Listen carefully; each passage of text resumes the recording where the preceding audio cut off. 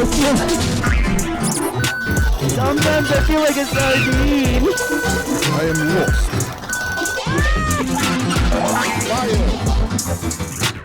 Vicious and Pinocchio just broke out of prison. We have an officer right there now. He's on the scene. Apparently he's injured. Officer? He will be cuffed, okay? He will be cuffed. So what if he had a rebar? So what if he had a lead pipe? My knee's okay. We're gonna catch him, okay? I got other cops going after him. Oh, damn, my partner's down. He got hit with the rebar too. Back to you. Welcome back, guys. Or welcome if you are new. I'm Christina. This is my brother Spencer. And we made this podcast to just show that communication is key in all aspects of life.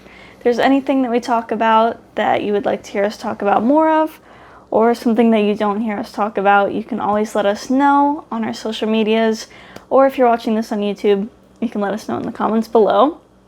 We're also on Spotify, Apple Music, pretty much anything that you listen to something on, we're on, I think. BalloonsTowerDefense2.com. NortonLifeLock. NortonLifeLock. Wherever you listen to stuff at, we're on there. You just will hear us in the background. We just start whispering in their ear. Welcome back to the podcast. And then all of a sudden it ramps up to... There was a part where it was clipping last time. It's just like... They would hear that randomly and be like, what am I listening to? And then they realize we change people's music because of that. We actually just cut their music off. Sorry to interrupt your music listening, but you're now listening to a podcast and you can't get out of it. You can't. And you're going to be as slow as a tortoise. Thank you. Dang, why are you gonna roast them too? You're like, I'm gonna stop your music and I'm gonna roast you. Well, I saw about half of the people on YouTube with e-scooters. And I drive a Dodge Challenger, a V8 loaded with grease. Just like your laptop. Just like my laptop. Just like the grease hood. Get your grease hood fixed, audience, okay? If you work at any fast food establishment, if you use a microwave, an oven, an air fryer, a turkey baster, make sure that they're all cleaned of grease, okay? It's Easter. It's Easter tomorrow, okay? Whenever you're trying to cook the Easter bunny, I'm just kidding. Somebody's like, all right, this is a different type of Easter than I was expecting.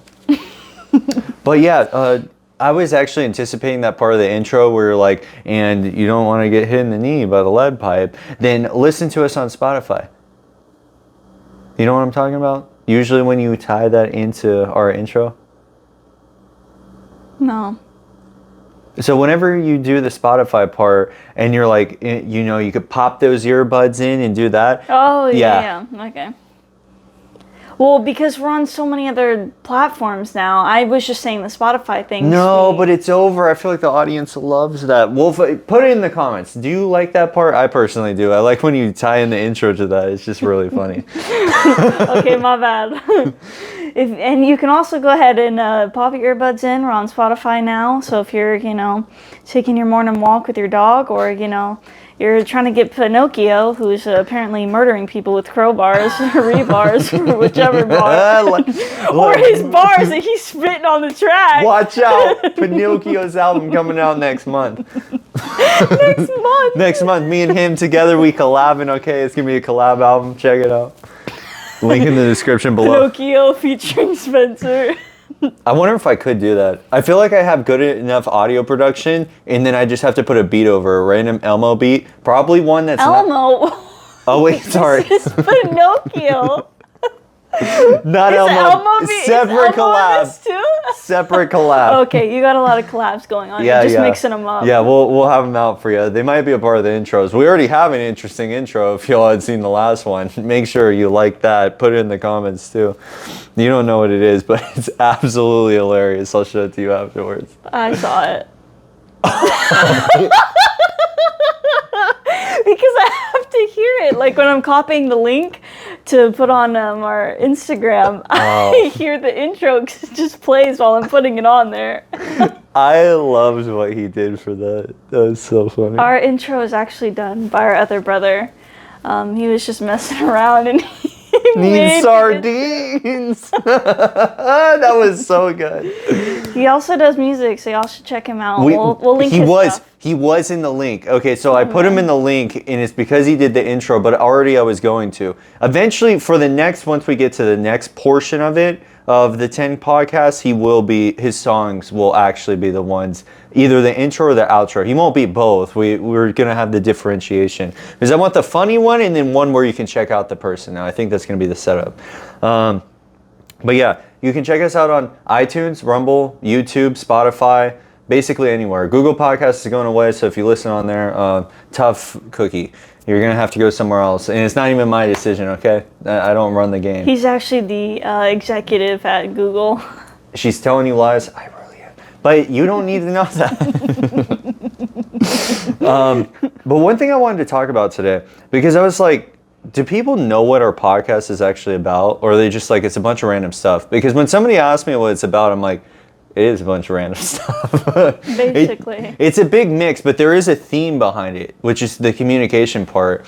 And I was thinking about that. We've never actually explained, levels of communication, or even we've talked about stuff briefly, but mainly we just do it. Mainly we're already just communicating with one another, and that should already display, hey, you can have relationships like this with people around you.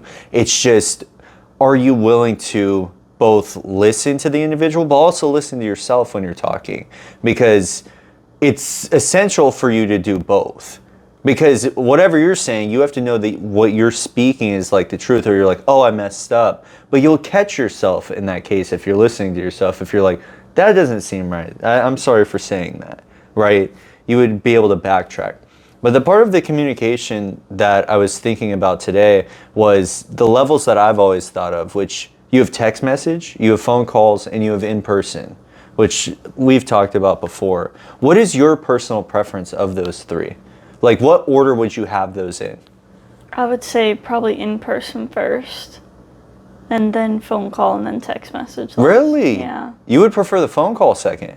I'm so bad at texting people, especially texting them back. Sometimes I'll see their text, but I'm like working or doing something else, or I'm trying to come up with a response for them, and then I forget that they texted me and I never text them back. Is it because you read it and you don't go back and like see, hey, I haven't opened it? I forget that because it's already open, so it's not a notification on your phone anymore.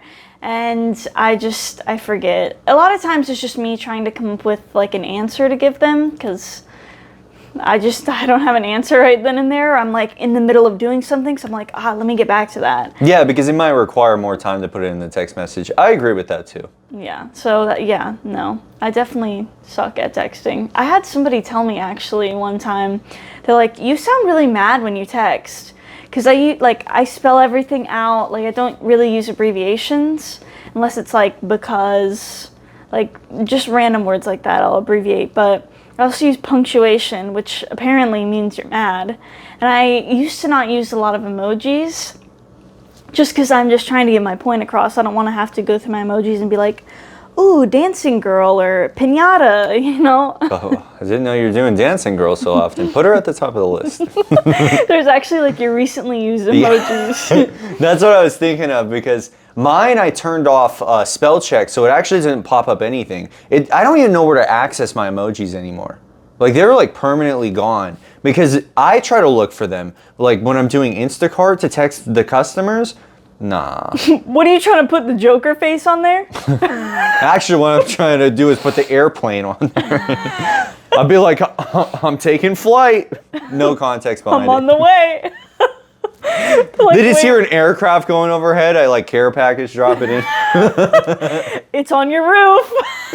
Hey man, your green beans are on the roof. You don't want them to cook. It's summertime.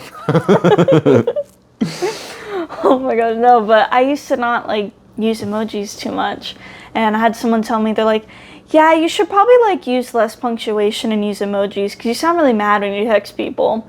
So now I just put the laughing emoji every time or like LOL so people know that I'm joking because apparently I sound mean. It's necessary. I've noticed that too. I've gotten that aspect of like I'm a terrible communicator when it comes to text messaging. I'm getting better at it though. It's just to me like always being on the move, it is setting aside that time to actually stop, which is a good thing for me because overpacing myself does not lead to better results. But also underpacing doesn't lead to results. You need a perfect median. So I'm getting better about it. I've had problems in the past where like I should have messaged in a manner, but they didn't want to talk over the phone. And to me, mine is definitely the same way you just said it. Like in person, phone call, text message. It's never been where text message has been in front. I do not like text messaging. Just, it's not the ideal way of communication to me. I'd rather see them in person, but if they're out of state, call's the next thing. If messaging, you could go through the messages on my phone, not even that long, because I don't have that many. Now, I've been adapting to where I have been doing that because one thing with communication, it's like, okay, let's say that you meet somebody who's the exact opposite. They're like, I want text messages, phone number, then in person.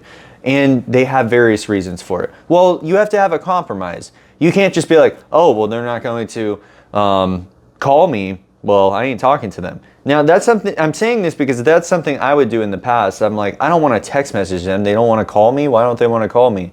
But I've realized through various people, both family and friends, that the calling aspect can be harder for them. It takes more energy out of them than a text message where they can send real quick. They also could be busy too. So I keep that into consideration because my flow is I can be on my phone whenever because I am my own boss, whereas I know other people can't. So it's better to at least rely some information than none at all because no communication is not good in that circumstance. Like, I guess I should give one. Let's say that they're like, hey, do you want to grab dinner after work? Well, if you don't say anything, they could already have new plans, or they're like, why aren't they responding to me? They don't want to have dinner. Did they steal my Snoopy from my room? Like, many of these various things can come up, especially the Snoopy in the room. It's happened 3 times. But I used to have a Snoopy when I was a kid, too. And now he doesn't because it got stolen. And it got real dirty, too. Dragging it around. Yeah, it was more than dragging it around. I was fucking wrestling him in the mud. He didn't want to do the dishes. Because that meant he was going to get clean. What is he now? Yeah, whatever. He's lying. You got him on tape? Let me tell you. Let's cut to a clip. Here. What's all this ruckus? What's funny is I really will insert a clip. And it worked like last time too where I did that. So I just posted the clip today about the lady eating the drywall. And I didn't know. Guys, he edits the podcast, so I don't watch them back because like I've already been like sat here, experienced it. So I don't watch it back. But I do post for our social media. I post the clips on there. And so one of the clips, which if y'all saw the last podcast, you would have already seen it, but it was from My Strange Addictions about the lady eating the drywall. I didn't know it was there, so I was like laughing as I was posting. What's so good is your response afterwards. Like, it's like you watched the video, but you never saw the video, but your response lined up perfectly with it. I was just like, all right, that works. But yeah, because I slid a few of those in because I was like, you know, we're not clipping anything out of the podcast. We're just putting stuff in. Although somebody's going to probably be like, well, you put in the clips. You could have a whole section over there where you were talking about how you stole this money from this person. I'm just kidding. I don't think they would say that. That would be a whole ass thing. I'm like, please do the investigation. What the hell? But it would be something along those lines of somebody would be like, oh, well, they're cutting out the clips and stuff. I don't do that unless like the other times where I cut it in half. Or I cut it because our audio went out. Because my various technological problems that I have been having, which I'm sure you've seen on the channel consistently, and you're probably like, man, what a clumsy fella. You're right. He falls at least 10 times a day. Yeah, they caught me on cam. I was dropping stuff today. Let me tell you, I dropped this oil in the middle of Costco. Like, it was right in the closed section because that's where I was at. I made a turn, it fell out, shattered right on the ground.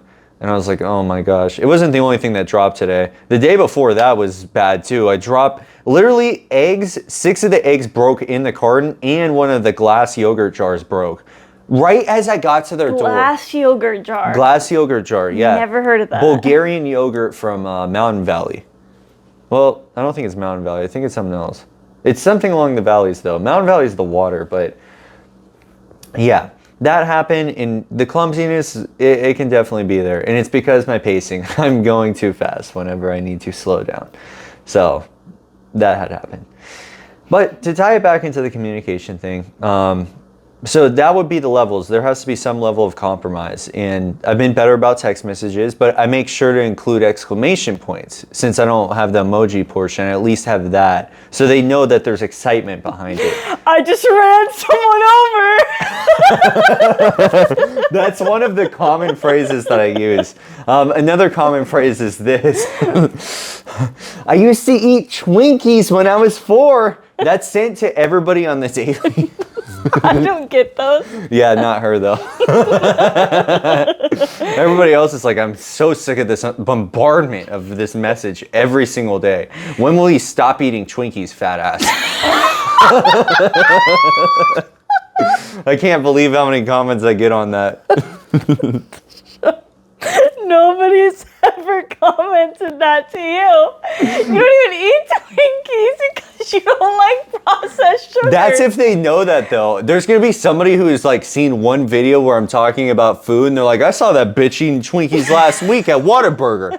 Does Whataburger sell them, or did you just bring them in your lunchbox? They assume that I carry them everywhere that I go.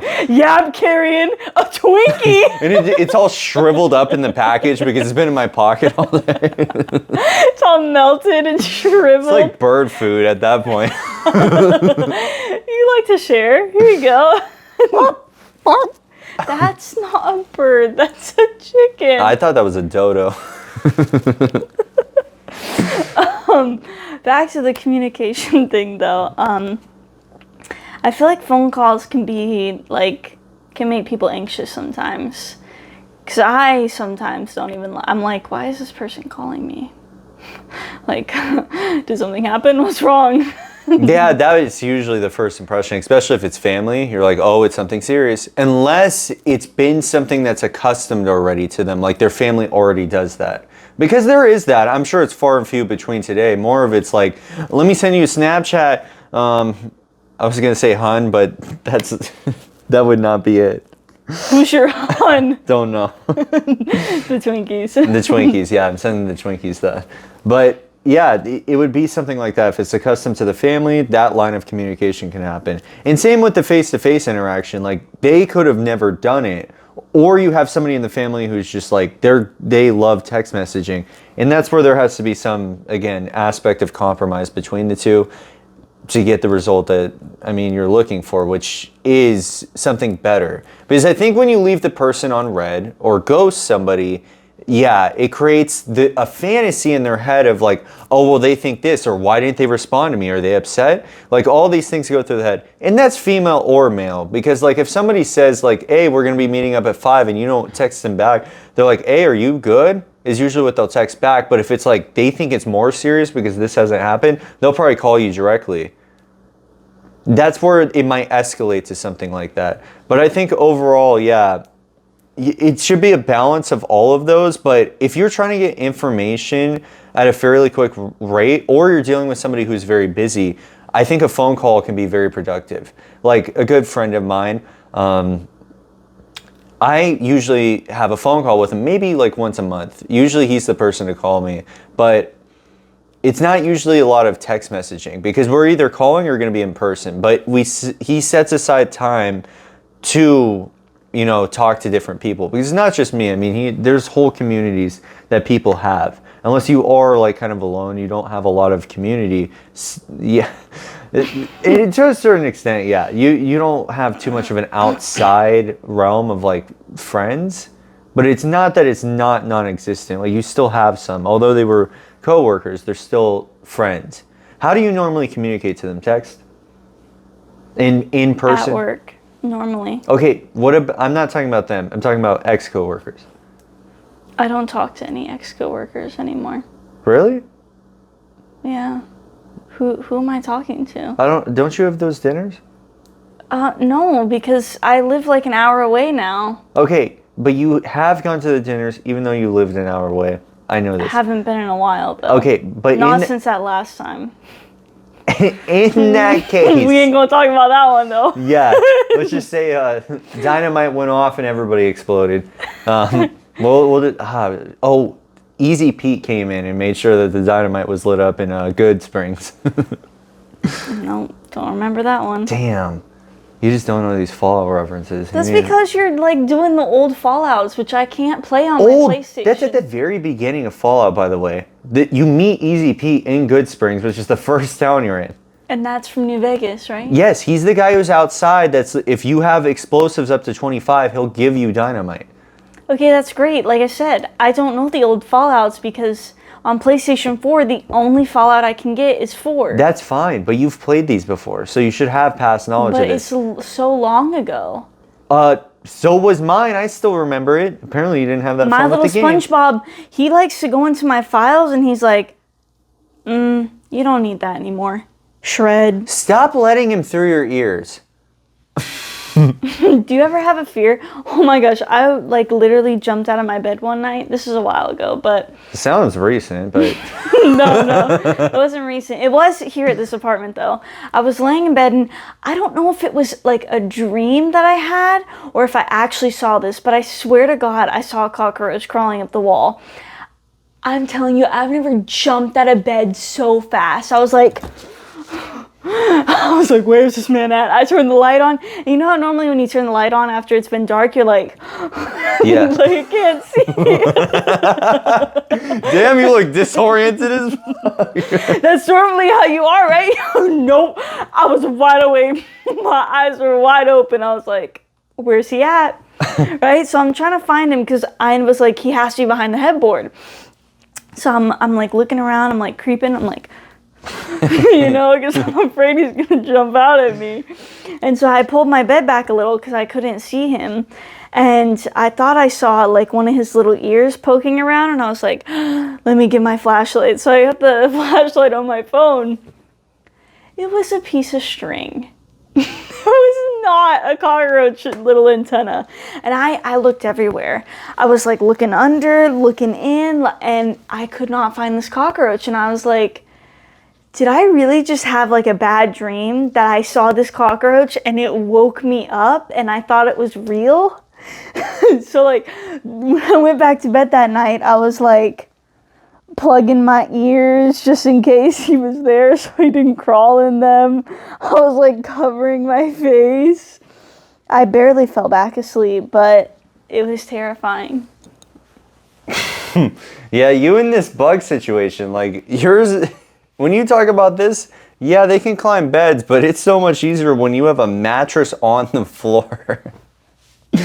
And you know that there are roaches at the apartment. Whereas here, I think we may have seen like 2. And that was at the very beginning. Very beginning, yeah. And it's usually because the people before, I don't know what it is. Like the people that we have right before the apartments, like the places I've been at, they somehow create cockroaches out of nowhere.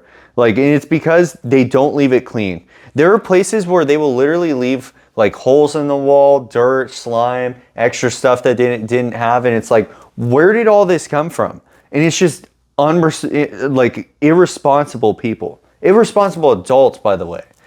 There's this one person when we were back at the other apartment that we stayed at, that they had lived downstairs, and their place basically had to get like an embalming. Not only did the place that we stayed at had to, theirs did. The reason why is they had stayed there for like 10 years, barely had moved stuff.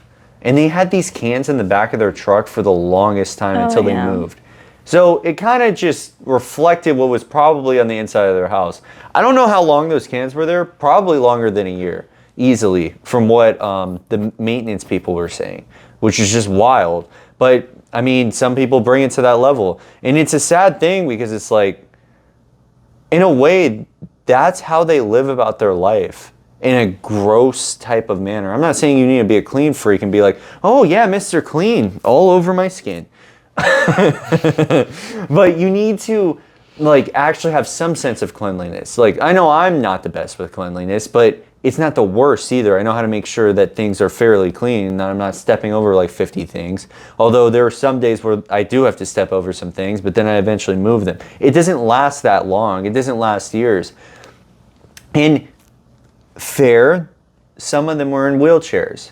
But what's not fair is that not all of them were. And even if they were, there's people that are in wheelchairs that still clean their house better than they had. It's just, there's a sense of, if you really have no meaning and don't want to go anywhere and you want to do whatever you want to do with immediate pleasures, that's your results. You just have, you live there. And this is why men become unattractive to women, is because they're just so uncleanly, so unkept. And it's a problem. Because men need to be to a certain extent, as women should be. And I'm saying men in this regard because they're typically the more dirty individuals. And not just in work, just in general. They're less organized than women are. But there are still women who are like that as well. It's just, it's not productive. That's usually where you start to like build stuff, is having some sense of cleanliness. I think that's the idea. And you want to be able to have that. I think some people, because I've seen like recently on TikTok, a lot of people that have been having to get their houses like cleaned because it's like horrible, like stuff's piled up, there's like bugs, like it's nasty. And I think it also comes down to like a mental health thing. Like a lot of these people aren't mentally well, and so they just don't have the motivation to get up and do those things. Or people that like have had surgeries or in wheelchairs or can't like really get up to do anything, they also end up in those situations as well. I think it's multiple things as to why people's places end up horrible, but helping each other out is the best. Yeah, and at least knowing your neighbor, because like, let's say you were alone and this was all happening and you were just so unkept and unclean, like if you really needed help, like at least get to know who your neighbor is. Because then at least you have some sense of community. Even if you had no family, no friends, none of that, at least you had that person. And they may only care for you a certain amount, but at least they're there like whenever you need help. Because at some point you will. That's just how we are. That's why we help each other out in general, is for that purpose and for that reasoning. Like we created the ambulance and firefighters and all this stuff because we didn't want that happening to everybody at a rate that was uncontrollable when we had this sense of control to do that. So it's definitely necessary. And having those people with a close community like that can be good. Or even, I mean, even church is good in that manner. They're good for having community in that case. Although I may disagree with their other senses, community is definitely something that should be everywhere in some sense. Because as you go throughout your life, there's, you know, you'll see people walking and talking, and they'll be talking to somebody who they're close with, and it's just cool to see that that can happen consistently because everybody has their own little bubbles that they're in, and then they can expand the bubbles depending on who the individuals are, what the intentions are. But you can also lose people too, and it's not the sense of outgrowing, although that is one of the cases that people would commonly refer to as happening. Like you feel like you outgrow your friends in a manner because you're moving this direction and it seems like all of this stuff is going well, but it's like, well, why is it going well? And there's a biblical story that talks about this. I believe it's Cain and Abel. And they were both working, but one just didn't have the heart out for it. And he was always getting the bad end, whereas the other one was getting rewarded. He was getting praised. People loved him. So he wanted to basically get rid of him, kill him in some sort of manner. And that's where that evil side of somebody can come out of, because they wanted to be the person doing that thing, and then they're not doing that thing. So they want to take revenge in many ways. And this happens in the workplace. Like, whenever you go into work and like, you're like, oh, I don't get why we have to do it like this. And you feel like you have a better plan than your boss does. And you wonder why you're so upset with being in your position. Well, maybe it's because you want the boss's job. Maybe you want to be higher up in that No. management. Maybe not in your case. But there are people that are like that. Well, they get frustrated and they're like, I want to do something about it, but then they feel powerless to actually do something. Well, you can, and that's by either stepping up or stepping away.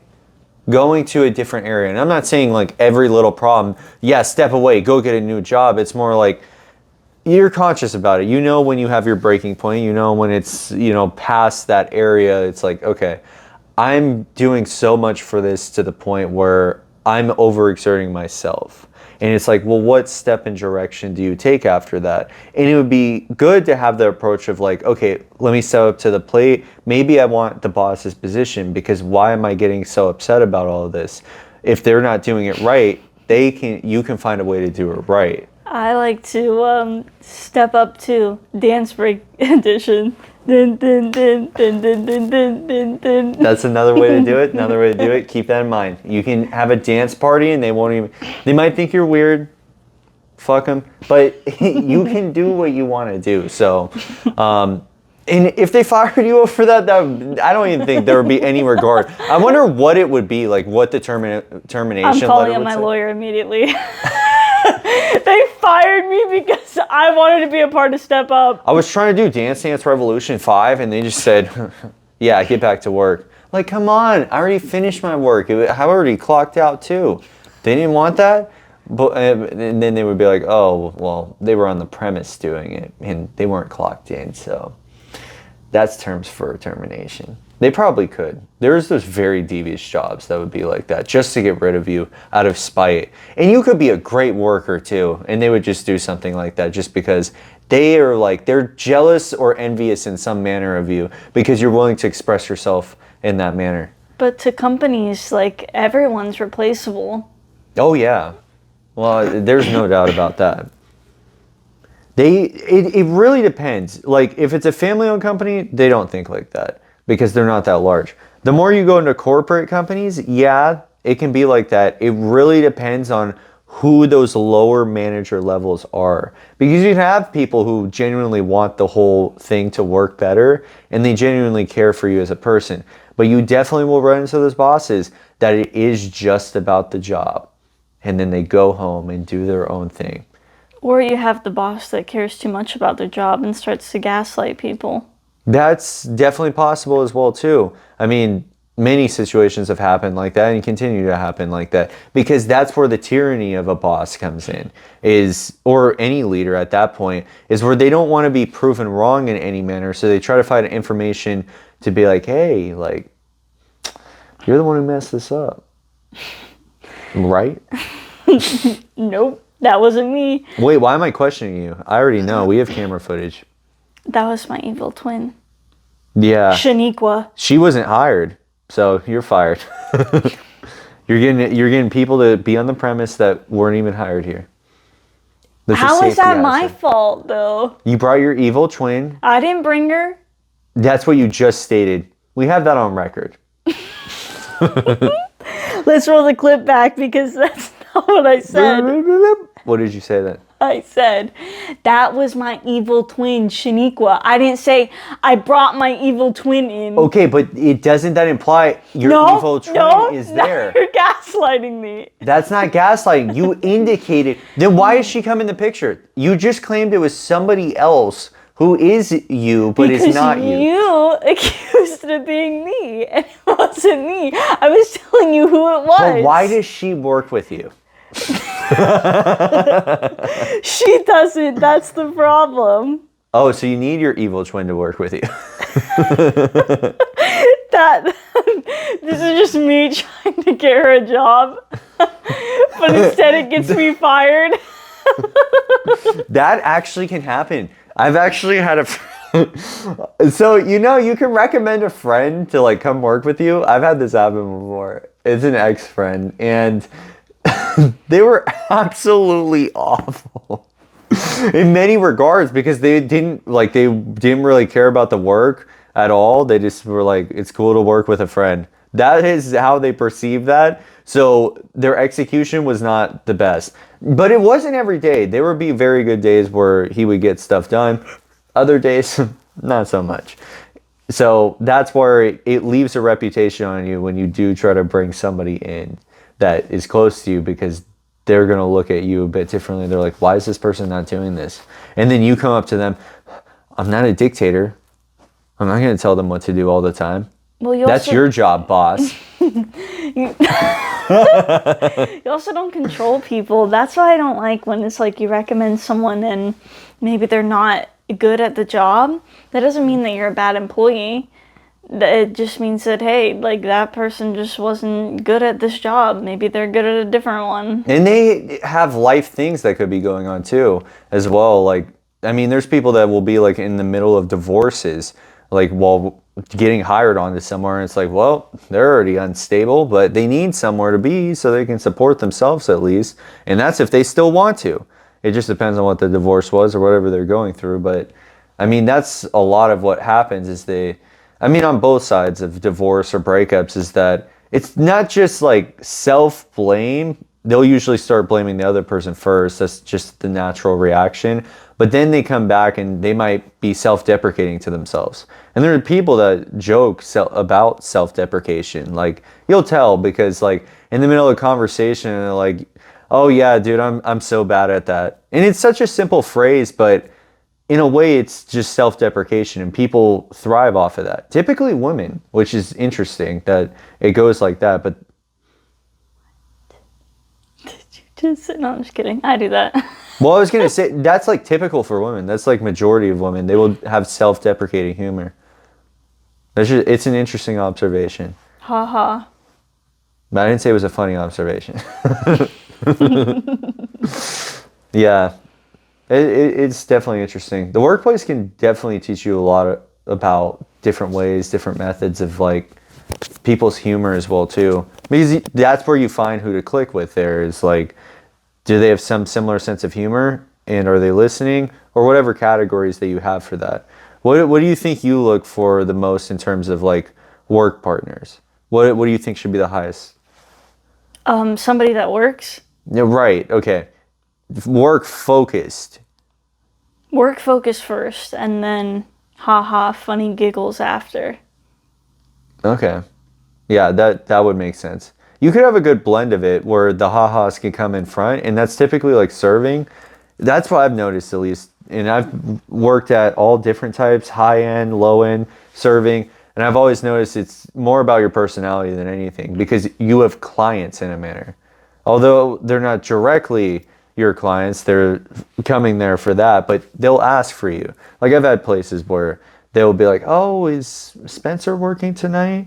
And they'll be like, yeah, he's in the crab suit tonight. Oh. And then you bust out, I'm here. I'm here, let me take you to your table. I'm glad you guys came back. Do you want the crab tonight? I'm not getting cooked. Oh my gosh. Yeah, but it brings a perspective and light to kind of observe those things. But what's also good is if you don't have people who are close friends, or you don't have family, again, you don't have a lot of people around, but you are working, you get to see a part of where your reflection of self starts to come out to them. Like, where you might say something contradictive, and it's like, wait a minute, is it about you or is it about them when you're describing that thing? Because you'll run into the situation where, again, if you have self-deprecating humor, it will start to lead back to where you're actually throwing the shots when you are angry at the person, but actually it's you who's doing those things. I've noticed that a lot. Whenever people get very angry and in conversation, instead of keeping their cool, they tend to over-exaggerate, but also they try to pinpoint something in there that is important, but then becomes contradictive in their next statement. That is a very common trends that I've seen, is individuals wanting to do that for some reason. And I think it's because when you get more emotional, you tend to just be illogical with how you're taking shots. Like, you're like, this seems good to say to this individual, but then realizing, wait a minute, do you do that? Is that why you're so angry about it? Or is it because you're so angry because they don't realize how bad it is in them? But in most cases, I would think it's a reflection, because you have to think, are you actually doing that too? Because you can't just tell somebody, like, yeah, you need to drink water and eat right. But if you're not representing that, why are they going to do that? That's false leadership. Also, why are you telling people what to do? Well, okay, in a boss situation, you have to. But yeah, if it's an employee type of thing, it really depends.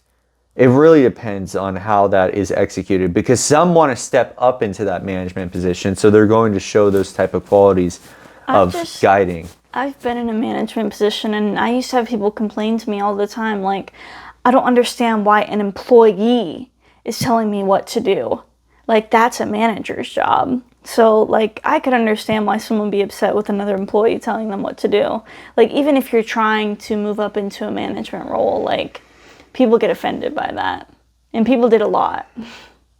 That's what I constantly hear. This person told me what to do. They're not in a position of management. I'm not going to listen to them. I'm like, okay, can you do this thing? Oh, yeah, sure. I'm like, okay. Could have just done it the first time, but you know. It's also what you talked about at the beginning. It's like work. What is their work ethic? Because somebody's going to be more likely to listen to you if your work ethic is better than them.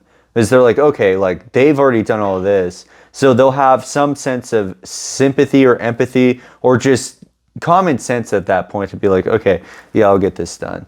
Because they see that you're already like outpacing them in so many ways, so they actually do want to assist. They start to feel like bad in a manner for not doing enough. Some of them are just like, nah, I'm still doing bare minimum. Like, you're a cool person, but whatever. Usually lower end jobs, but again, I think it's more about longevity at that point, because you start to get comfortable when you're in the longevity position to where it's like, yeah, I can do whatever I want. And that's where tyrants are born, is where you're too comfortable with something, but you have power to the point where you just want to make people feel miserable at their place, or gaslight, or try any of those tactics that are tyrannical, which is basically trying to destroy everything that you've built there. And now you're going to go have to rebuild it somewhere else. But maybe they might keep you there. And then you get to stay there, but then you're going to regret not doing all those things. But you were the person who kept yourself there, because you were the person who brought that karma onto yourself. And now you're running it all by yourself. Good luck. Good luck. You're running the 10K by yourself. Nobody's out there. There's not even flags set up. You're like, yeah, I'm running a 10K today. And what's cool about that, like how that transitions, is that's exactly what would happen.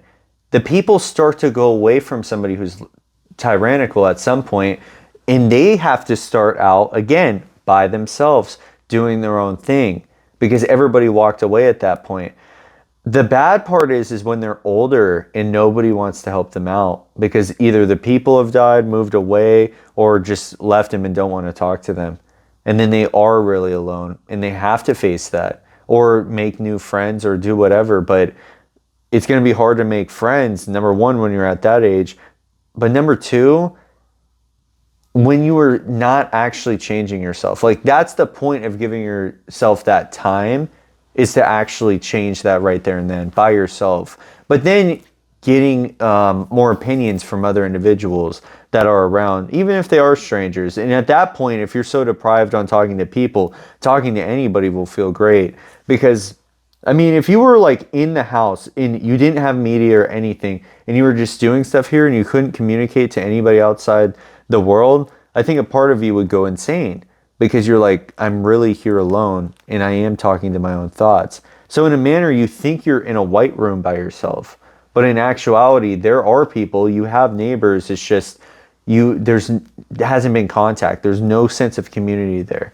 And it can start from something so easy, just by saying, hey, like, how's your day going? Very simple. Even if it's not some elaborate conversation, at least you got that in there. Somebody knows that you exist.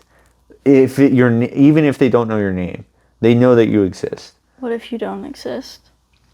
But explain what that would mean. like you just don't exist. You're actually in a coma, and this is all. That means you do still exist. But in the world that you're living in, right? Because you're making up this whole thing, you don't exist.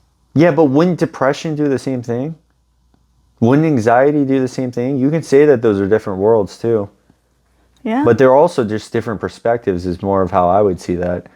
Because how we perceive the world is different. That doesn't mean that we don't exist.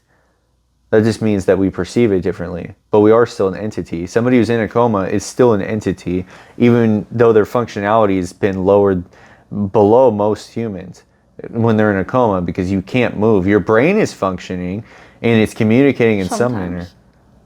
Well, no, it has to be. Like, you can't just be completely like out. You have synapses still firing. It's just the rate and the speed are very slow compared to somebody who is conscious and just asleep. What about someone that's brain dead, though?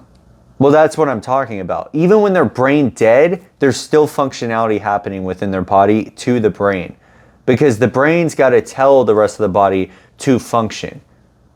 But most of the time they have machines that are doing that for them. Like, Correct. as soon as they take the machines off, the body's done. Yeah, they can't last. But again, what does that mean though? That means the brain is still functioning. It is giving power so the brain can stay alive during that time, but it is still functioning even at its smallest capacity, which is pretty interesting because it's like, that is occurring when you are dying too. Like, let's say you got shot and you knew that you were going to die right there. Well, all of those thoughts and your functionality is still happening. That energy has to go somewhere at some point. How do you think it exits you? Like if it was to leave your body, like, how do you think it would leave? Like a ghost. Ghost, yeah, that fairly simple explanation, yeah. Or like a genie going into a bottle.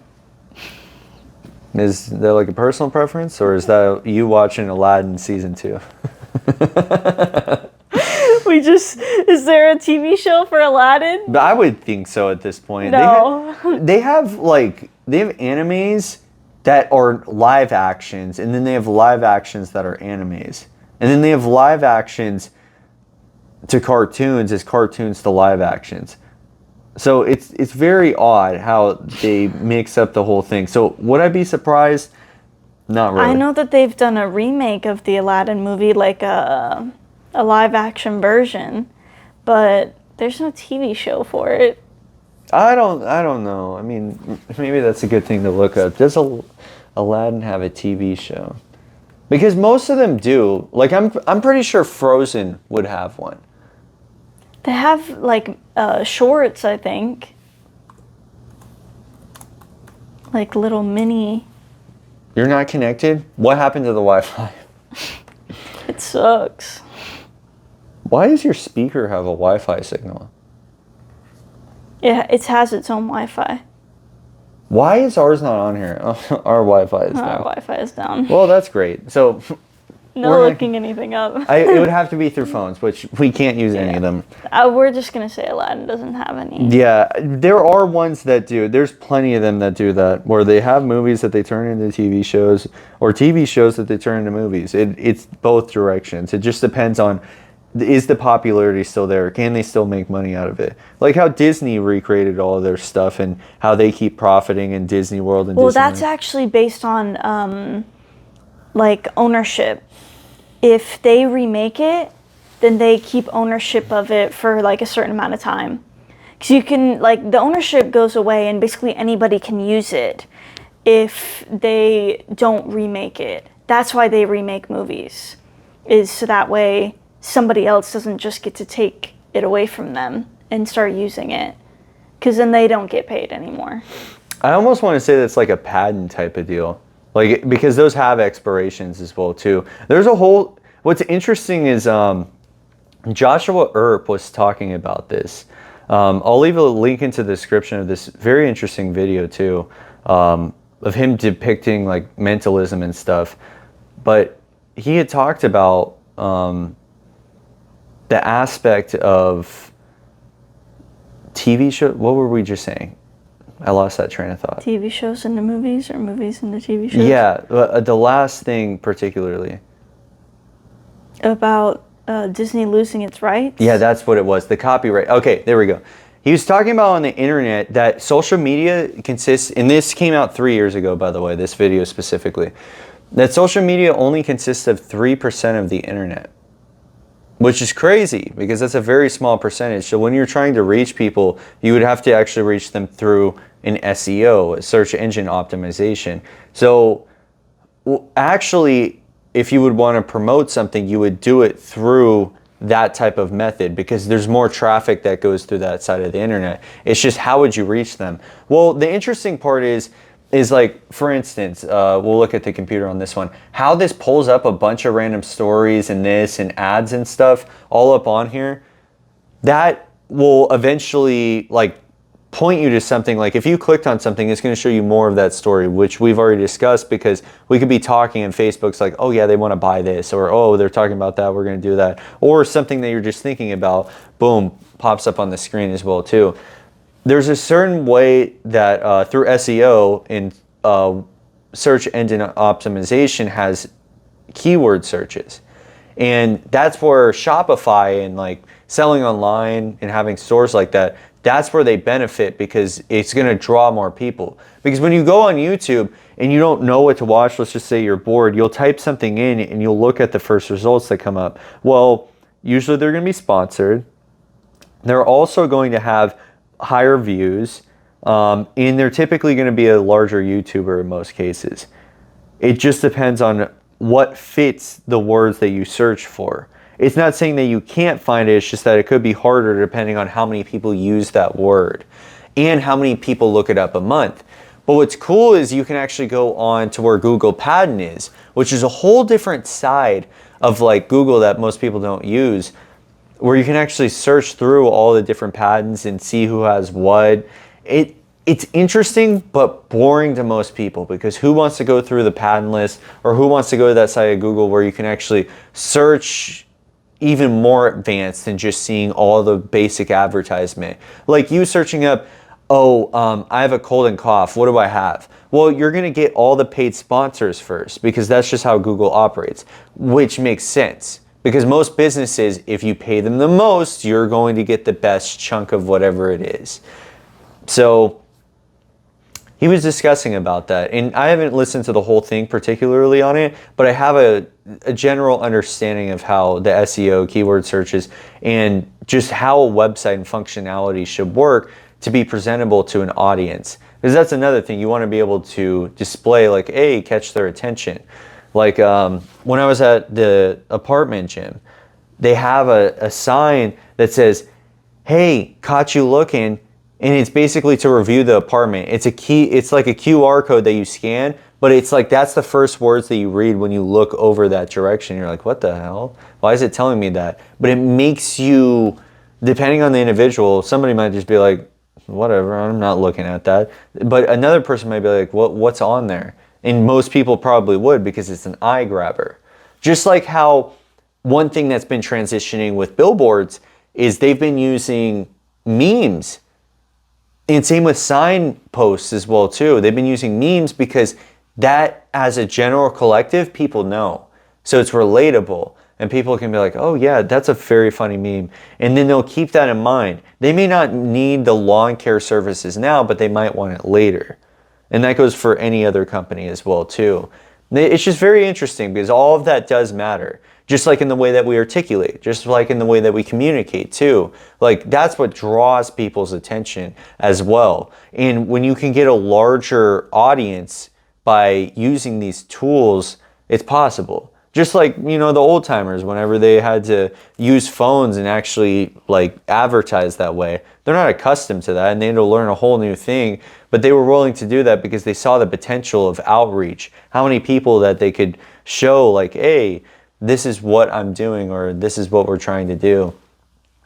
So with that being said, in terms of like tying that back to the beginning with communication and stuff, like general information like this, or just information in general, it's good to have conversations about this stuff. Even though it might be dull to somebody, they may not have remembered, but maybe have heard of the thing that you're talking about. And it will help keep that fresh in the mind, which is always the case with how we are as humans. We're social creatures and we need that. So when we have good communication, it gives the sense of drawing people that you wouldn't have expected to talk to you, just because somebody likes the aura that you're putting out at that point, because your words play into that. Words have a magical touch to it. They are like spells, just like how you would spell out a word.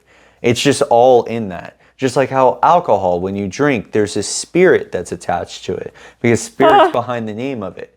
And it's funny too because there are wines that are specifically like today. One was on sale. It was called Spellbound. It's funny how they relate all those words to that. But it's also interesting because you'll get a set of people who will open up about stuff, but only during that time. And that's typically how you know that they're an alcoholic, is they're only willing to talk to you behind a spirit that they have in front of them, which is interesting because they're not willing to open up spiritually in their own manner, which begs the question, does that person have a soul or not? Because at that point, it's like, if you've taken so much of a spirit outside of yourself, like, then what is left of you at that point? Because it's almost like you've drowned it out. Yeah, I like to take Casper to Coney Island sometimes. What is Coney Island? Coney Island in New York? I didn't know about that too much. You never heard of it? Is that the one where the weenie dog's on it? Oh yeah. They probably sell those there. Hot dog, hot diggity dog. I don't think that Goofy or Mickey are there. No, that's Disney. Man, get him in New York right now. I got contracts for him. Are you kidding? He's not ready to sign. Dude, he best be ready to sign. I'm done with Disney. Did you hear? Okay, so when Walt Disney died, he had a note that he had written on his desk, and it said, like, I think it was like kill Goofy or something like that, like, or Goofy did it, and everybody was so confused. They're like, what does this mean? And I just got this feeling that somewhere later down the line, it was Goofy. And I think it's because he gives off that sense of just weirdness and unpredictability, like unpredictability, period. Because the way that he acts, in a way, he would almost seem like a serial killer. But just one that's very close. Yeah, he's a very extroverted yeah, you heard that here first. Extroverted serial killer. He's out here, he's like, yeah, I kill cereal, what about you? I've actually... Yeah, man, dude, I put a hole through your Frosted Flakes today. I know you got some tricks in there. I got some tricks too. Dude, that reminded me of Assassin's Creed right there. Feel like you were shooting the blade off. No, he's got tricks up his sleeve. The cereal. It just comes pouring out. What are you doing, man? Oh no, I dropped the tricks again. And then the rabbit comes in. It's just some random rabbit that was outside too. It's not even the animated one, which you were expecting, of course, because everything in life is animated, just like we are right now. And just like this podcast is, which we're about to end right now. Thank y'all for tuning in today. Hopefully y'all learned something, learn more about the podcast. I'm glad that I was able to elaborate that on a little bit. It seemed more... no, I think we had a good blend of jokes on this one too. It just seemed less than the other ones. Not completely consolidated in terms of everything, but that's how our podcast typically rolls. I just wanted to touch on the communication part because it is something like that we literally have in our description for all of the areas. And I just want it to be something that we can bring to that podcast because that is something that is. And if you have any questions about like communication or your community, or you just have any questions pertaining to that, we're definitely here to help. It is something that I'm still currently working through. Like I said, certain relationships require you to communicate in different ways, and that requires you to listen, pay attention, and react properly. So just make sure that you're doing that with the people that are around you as well, because they could be going through a tough time, and if you're just harping them because you have certain principles that you are trying to apply on them, that's not necessarily good for them either, because they have to make their own decisions too. But you should be there, you know, when it's necessary, and communicate with them when it's necessary, because you never know what the next day can bring, both something good that can happen or something bad that can happen. So yeah, thank y'all for tuning in today, and we'll see you next time. Bye. Bye. I see us fade away. You just love wasting time. Heart on my sleeve, and I wonder if you regret all the fights, arguing sleepless nights, secrets and lips.